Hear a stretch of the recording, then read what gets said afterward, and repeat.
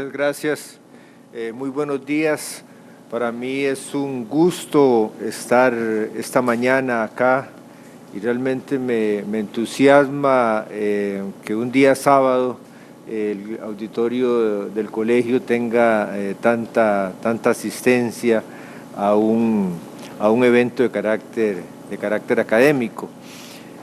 Cuando me invitaron a dar esta charla, esta presentación, les sugerí un tema, visto el título de estas jornadas académicas, que se refiere a los retos y los desafíos de el derecho y el derecho penal para el siglo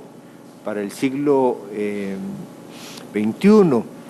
Y quisiera referirme a un tema que creo que es un tema de enorme relevancia y precisamente es un desafío de este siglo y probablemente de tiempos venideros. El título de la charla que he preparado para esta mañana es con relación al principio de justicia especializada en el derecho penal juvenil, y lo he titulado 10 tesis sobre el principio de justicia especializada.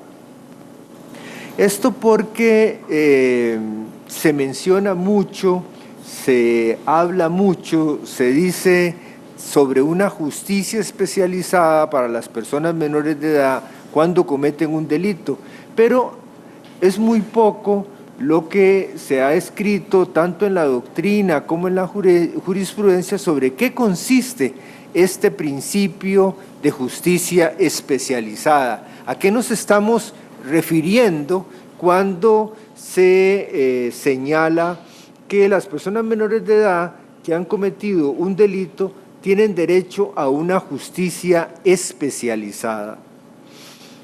Me voy a permitir elaborar y proponerles un concepto y a partir de ese concepto desarrollar 10 tesis que espero en el tiempo que me conceden, que por cierto, ¿cuánto tiempo tenemos? ¿Cuánto tiempo? Una hora, bueno, una hora creo que es suficiente. Espero tal vez incluso ocupar unos 45 minutos y ojalá tal vez generar un debate y preguntas sobre el tema. El concepto me parece a mí correcto y que les propongo es el siguiente. El principio de justicia especializada consiste en la obligación del Estado de dar una respuesta diferente cuando el infractor de la ley penal es una persona menor de edad. Diferenciación que debe reflejarse en comparación con los adultos, en una concepción distinta del delito, en un juzgamiento con mayor reforzamiento de las garantías judiciales, una intervención penal mínima con una pluralidad de sanciones primordialmente socioeducativas que podrían eventualmente ejecutarse o cumplirse por órganos especializados de la ejecución en condiciones que permitan la reinserción social de los infractores penales juveniles. De ahí podríamos sacar la primera tesis de este concepto, y la primera tesis sobre la justicia especializada es que la justicia especializada se refiere al cumplimiento del derecho internacional de los derechos humanos de los niños. Costa Rica, al igual que la mayoría de los países de América Latina, suscribió muy tempranamente la Convención de los Derechos del Niño. Desde la Convención de los Derechos del Niño deviene una obligación del Estado de establecer una justicia especializada cuando a estas personas, como indica la Convención, se les atribuye la comisión de un hecho delictivo o la comisión de un hecho contrario a la ley, dice la Convención. Y además también la Convención dice que debe haber una justicia especializada cuando se declare culpable a estas personas. Entonces también incorpora dos principios importantes la Convención, que es el principio de imputabilidad y el principio de la culpabilidad, que posteriormente me voy a referir a estos aspectos. Pero no solamente la Convención de los Derechos del Niño de 1989, que ustedes saben es una convención a nivel global, es una convención de Naciones Unidas.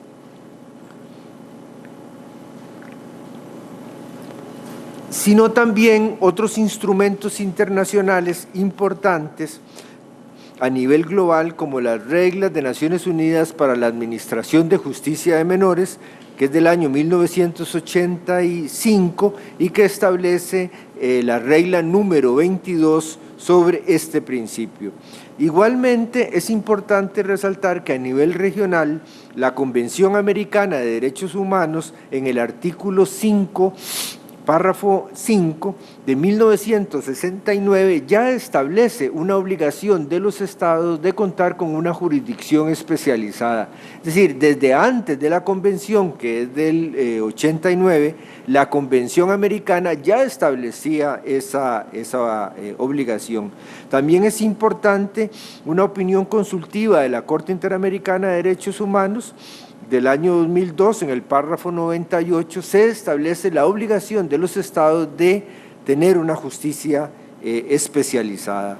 Igual podemos mencionar la observación número 10 del Comité Internacional de los Derechos del Niño del 2007, en el párrafo número 92, se establece la obligación, según el comité, de contar con esta justicia especializada. De ahí entonces que podríamos decir que este concepto de justicia especializada tiene una plena vigencia formal dentro del ordenamiento jurídico nuestro. El tema principal es que esa vigencia formal no se refleja siempre en una vigencia de carácter material y además tampoco hay poca claridad sobre qué es y en qué consiste precisamente esta justicia especializada. Paso a la segunda tesis, que corresponde a la obligación entonces del Estado, de un Estado democrático y respetuoso del derecho internacional, de cumplir con el desarrollo de su derecho interno, de las obligaciones y mandatos que establece el derecho internacional, y el derecho internacional que el Estado voluntariamente suscribe y se adhiere. La primera obligación del Estado para cumplir con este principio de justicia especializada consiste en legislar, y eso fue lo que hizo Costa Rica en el año 1996, aprobó un proceso de reforma que es la Ley de Justicia Penal Juvenil, y además en el año 2005 también aprobó una ley especial que es la Ley de Ejecución de las Sanciones Penales Juveniles. También es una obligación del Estado desarrollar esa legislación, y ahí nos vamos en el ámbito institucional.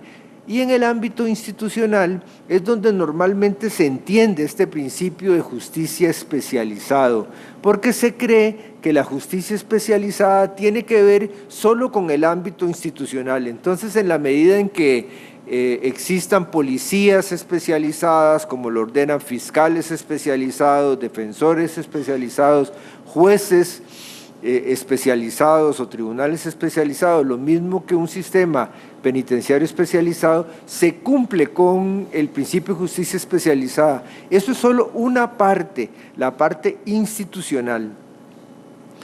Y hay otra parte importante, bueno, que en el caso de Costa Rica, yo creo que se han hecho esfuerzos importantes para desarrollar esta parte institucional, falta todavía que hacer, pero también una jurisprudencia nacional especializada que integre tanto las normas legales como las normas internacionales. De ahí que esta segunda tesis de la obligación del Estado se cumple desde el ámbito legislativo, desde el ámbito institucional y desde el ámbito jurisprudencial.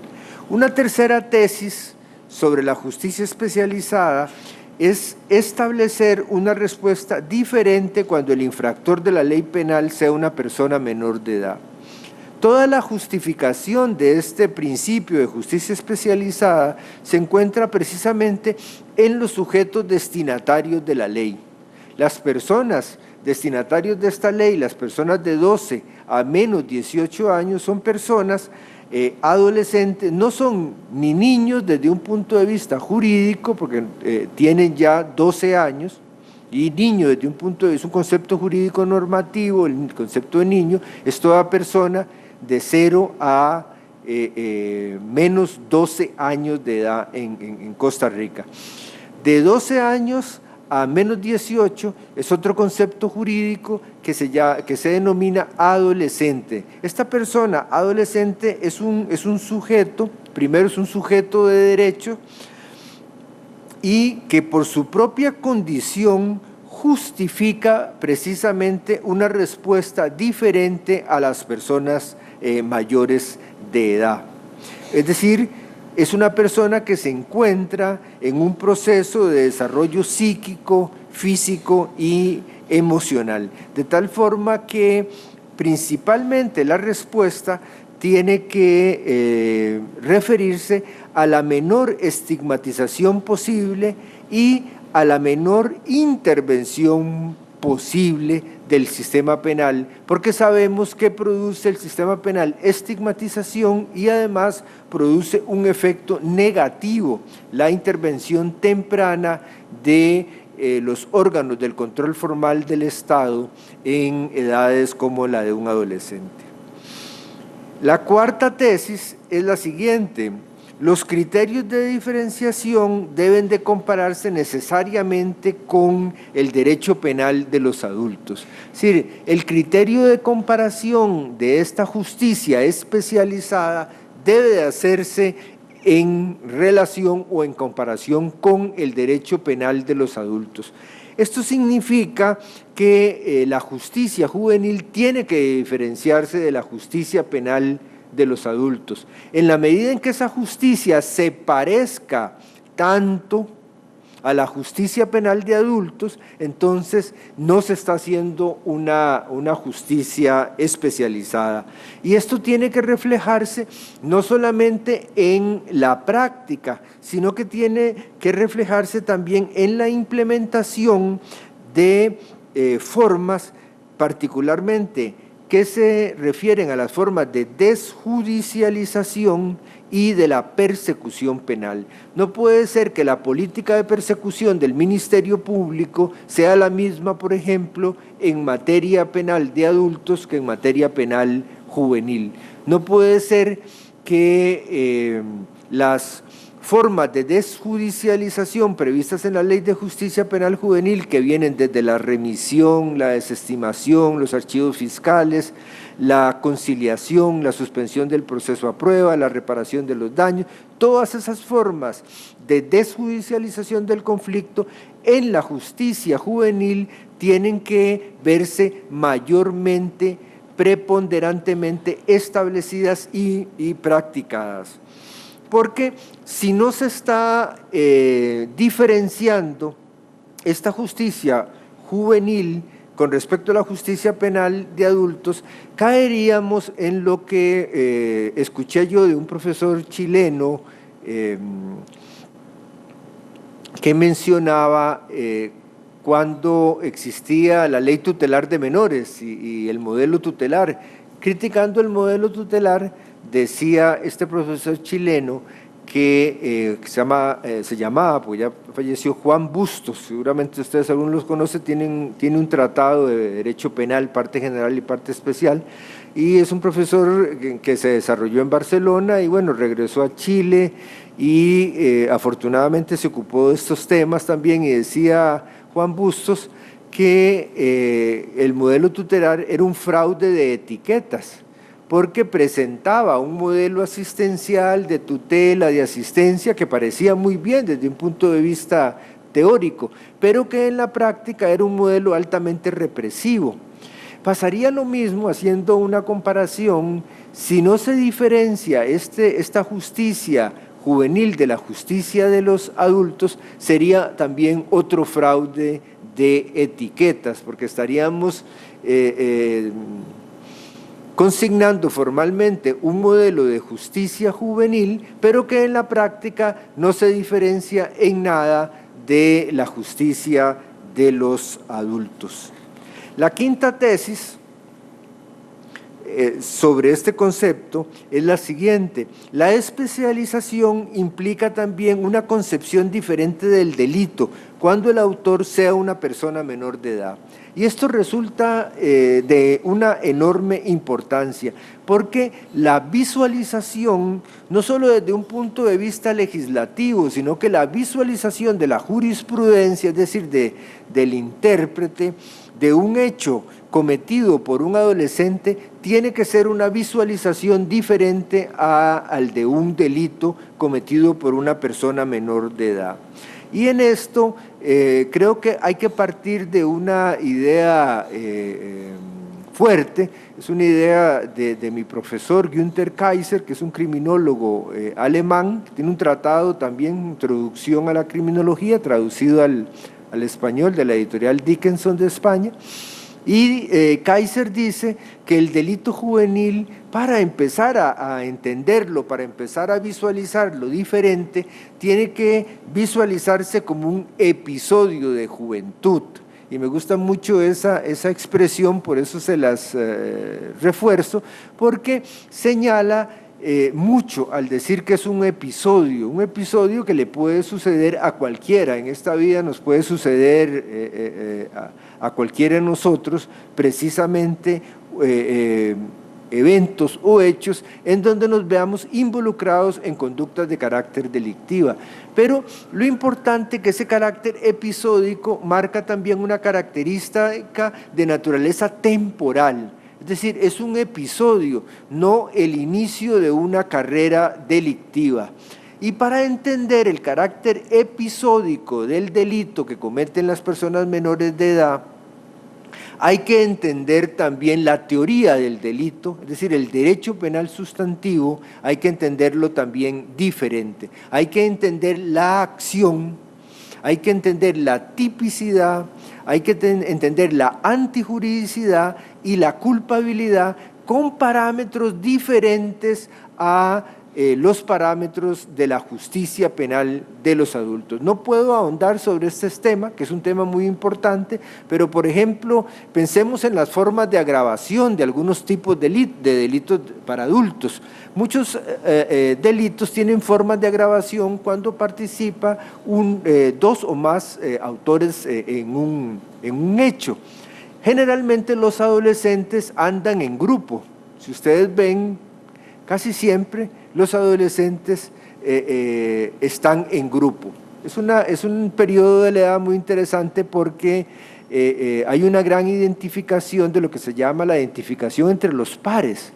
Los adolescentes están siempre en determinadas actividades y en grupo, pero muchas veces solo el hecho de estar en un grupo y que algunos, por ejemplo, cometan alguna conducta, supóngase algo, una sustracción, va una persona y le sustraen algo. Y muchas veces ahí, por ejemplo, la conducta, habría que ver la finalidad, por ejemplo, del apoderamiento. Conocí un caso, por ejemplo, en donde hay un grupo de muchachos, pasa otro muchacho y le arrebatan una gorra. Se cae el muchacho y manifiesta que le arrebatan también una billetera. Ya solo eso lo convierte en un robo agravado por la participación de diferentes formas. Y yo pienso que no había ni siquiera en la acción una finalidad de carácter de apoderamiento.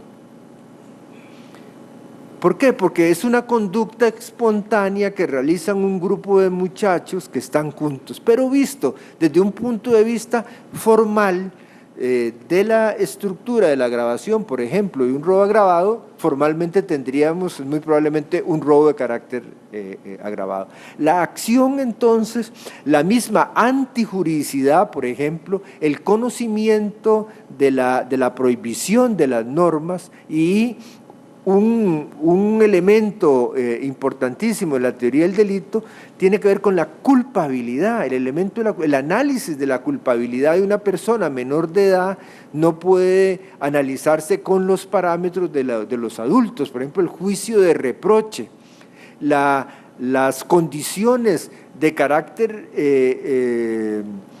familiar, personal e incluso sociales son muy importantes a la hora de hacer un juicio de reproche. Y por eso es muy importante que la concepción del delito sea diferente a el delito de los adultos. Para ir avanzando, una sexta tesis que les propongo es que el juzgamiento debe realizarse con mayores garantías judiciales, es decir, no solamente una concepción sustantiva, que en esta parte de la parte sustantiva, para devolverme un poco, me parece que es en donde hay una mayor debilidad con respecto a la formación que se tiene de parte de los aplicadores, porque me parece a mí que hay una identificación más bien desde criterios formales y menos desde criterios sustantivos, porque hay una menor comprensión de una concepción del delito desde parámetros y desde visiones diferentes a el de los adultos. Pero en donde debe reforzarse no solo en esta concepción sustantiva, que me parece a mí pues más complejo, incluso eso sería un gran reto y un gran desafío, no solo de la jurisprudencia, sino que de la doctrina y de la doctrina nacional nuestra, pensar en la elaboración precisamente de una concepción, de una teoría del delito para personas menores de edad. Pero bueno, aparte de esta concepción sustantiva, también el reforzamiento de las garantías, porque hay que considerar que la mayoría de estas personas, no todas, porque no hay que identificar pobreza con delito, la mayoría de estas personas jóvenes que se ven involucradas en hechos delictivos generalmente se encuentran en condiciones de vulnerabilidad. Cualquiera que ha trabajado en materia penal sabe que todo el derecho penal en general pareciera que está concebido, previsto para determinados sujetos y en determinadas condiciones. Y cuando el sistema se presenta para cierto tipo de casos, cierto tipo de delincuencias, el sistema realmente pareciera o se pone a prueba o hay una gran cantidad de rutas de escape, para llamarlo de alguna forma, de salirse del sistema. De ahí entonces que las personas menores de edad, el Estado tiene la potestad de someterlas a una jurisdicción de carácter penal y especializado, porque si la Convención, como les mencionaba al inicio, establece ese principio de imputabilidad y de culpabilidad, también ese principio de imputabilidad y de culpabilidad debe de hacerse una lectura diferente a la lectura de la justicia penal de los adultos.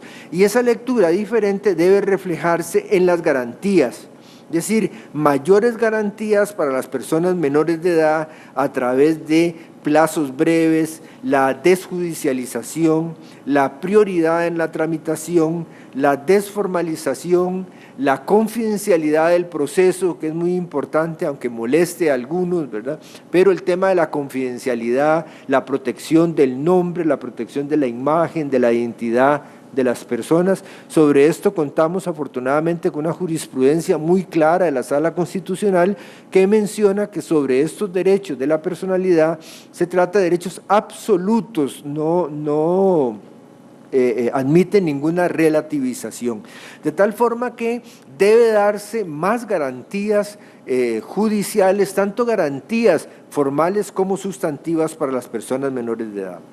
Como séptima tesis les propongo la siguiente: la intervención penal debe ser subsidiaria para cumplir con otro principio importante como la intervención mínima.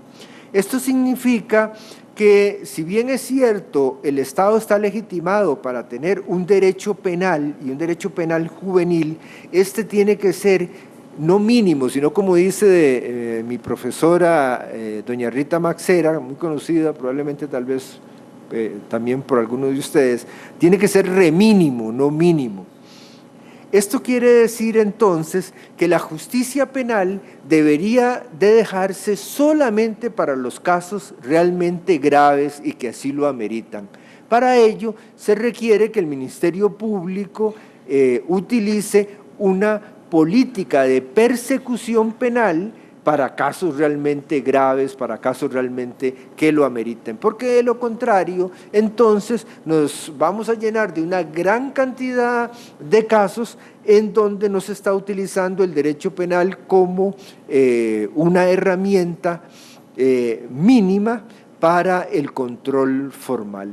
Las personas adolescentes en general, hay que decirlo, no están involucrados en conductas delictivas. Eso es lo primero que habría que entender. Es decir, que se cree que están involucrados. No, la estadística nos lo demuestra. Son muy pocos los casos en los cuales las personas menores de edad y los adolescentes están involucrados en conductas delictivas. De tal forma que si los hechos de carácter delictivo, todos y cualquier tipo de hecho, por ejemplo, los conflictos que se presentan en los centros educativos. Los centros educativos son centros de conflicto. Hay conflicto entre los estudiantes, hay conflictos entre los estudiantes y los educadores, hay conflictos entre los educadores y personal administrativo, es decir, es una gran cantidad de conflictos. Si todos los conflictos, como yo he ido a algunos centros educativos, si todos los conflictos en los centros educativos, por ejemplo, se judicializan, vamos a tener que conseguir otro poder judicial, porque no vamos a dar abasto. Entonces, precisamente entender este principio del derecho penal juvenil como última ratio y entender muy bien que muchas veces en este caso la no intervención es la mejor respuesta, porque la intervención aumenta el conflicto. Como octava tesis, les propongo la siguiente: la pluralidad de respuestas a sanciones resulta obligatorio y debe considerarse como primordiales las socioeducativas. Sin embargo, me gusta decir que no hay que, por un lado, minimizar las conductas de los adolescentes, pero tampoco hay que maximizarlas o exagerarlas. Ni tampoco es cierto que todas las conductas de los adolescentes son de las más graves, ni tampoco es cierto que solo en conductas de bagatela o de mínima relevancia se encuentran involucrados. Yo creo que hay conductas serias, graves, hay hechos realmente graves en las cuales las personas menores de edad se han involucrado y se pueden involucrar. Entonces, habrá casos en los que inevitablemente llegarán hasta la etapa de juicio.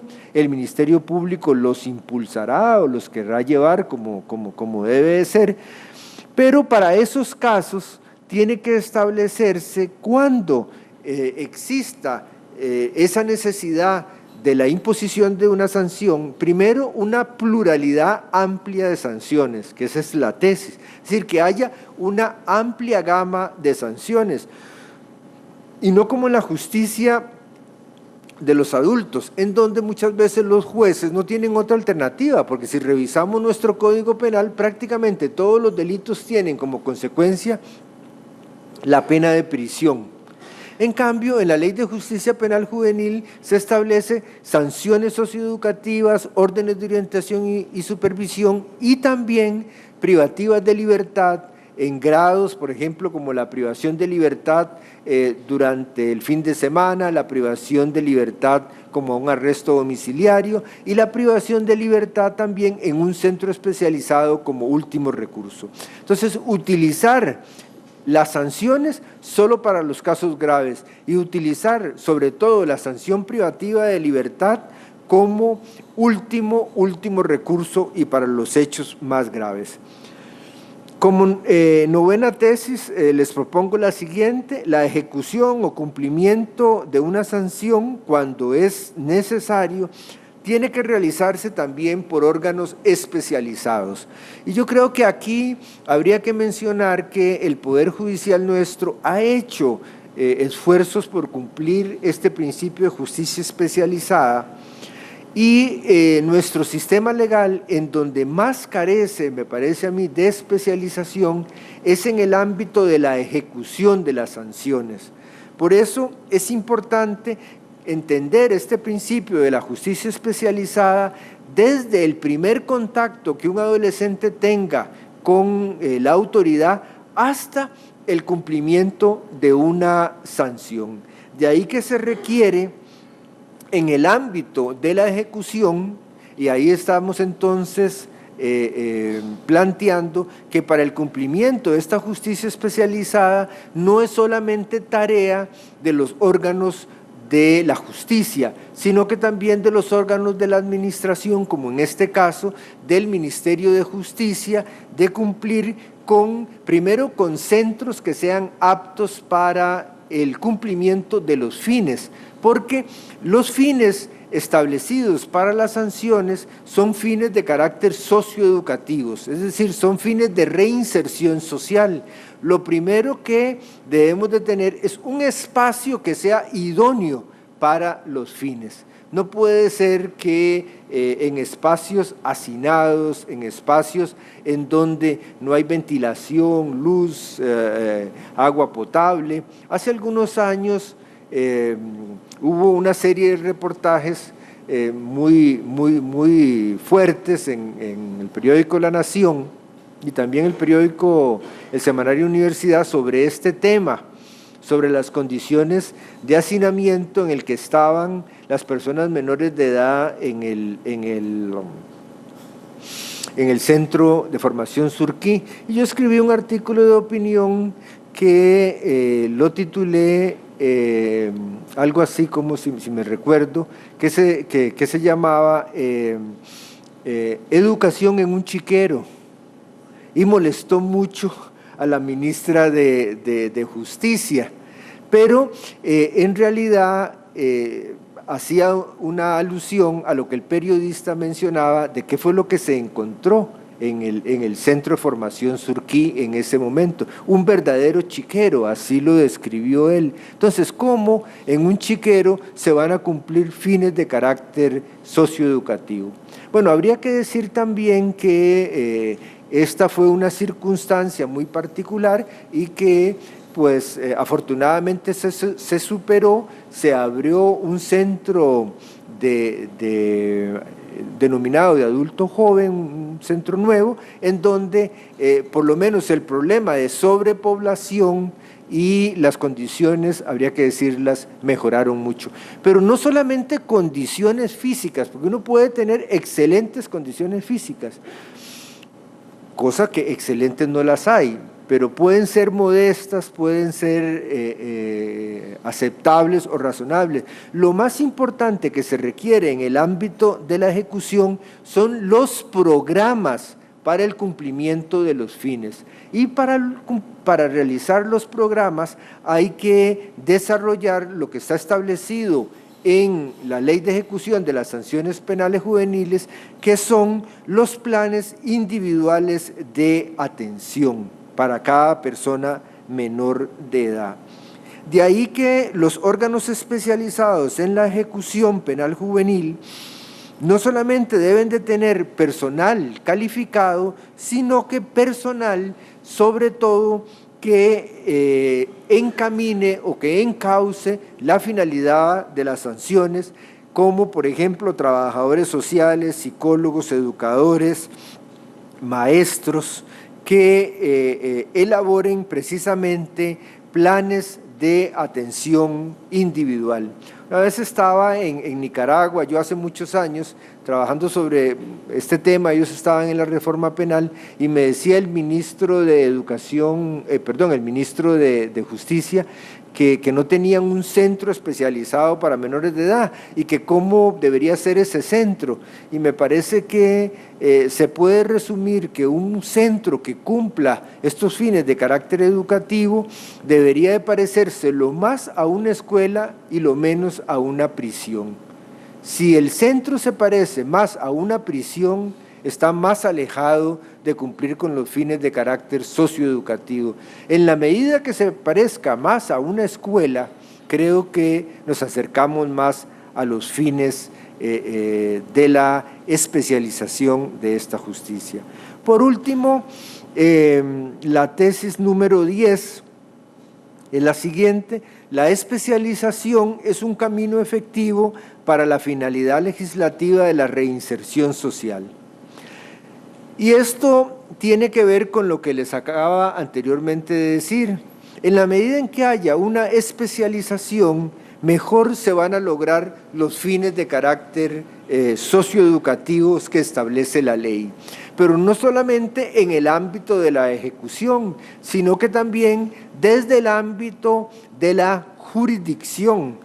Vamos a lograr una menor estigmatización, vamos a lograr una justicia más efectiva. Por ejemplo, el uso de la conciliación o el uso de la reparación de los daños tiene un potencial de carácter socioeducativo más fuerte que una sanción.